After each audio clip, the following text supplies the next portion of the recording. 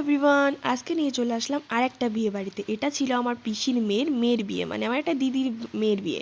তো বসে গেলাম খেতে। তো আমাকে কেমন লাগছে সেটা কিন্তু অবশ্যই কমেন্ট করে জানিও। তো আজকের মেনুতে ছিল একদম সিম্পল ঘরোয়া খাবার। তো এখানে ছিল প্রথমে ভাত ডাল, তার সাথে আলুর চিপস।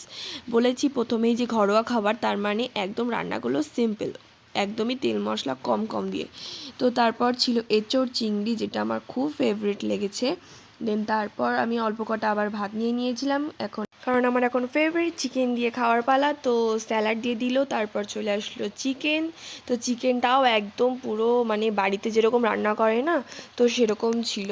একদম মানে তেল যেরকম ওপর দিয়ে ভাসে সেরকম একদমই ছিল না, একদম নর্মাল ছিল। দেন তারপর ছিল আমের চাটনি আর পাঁপড়, তার সাথে ছিল দই মিষ্টি। আর দেখেছো আমি মিষ্টি খেতে পারবো না, তাও আমাকে দিয়ে দিয়েছে। আর হজমলা তো আগেই দিয়ে দিয়েছিল।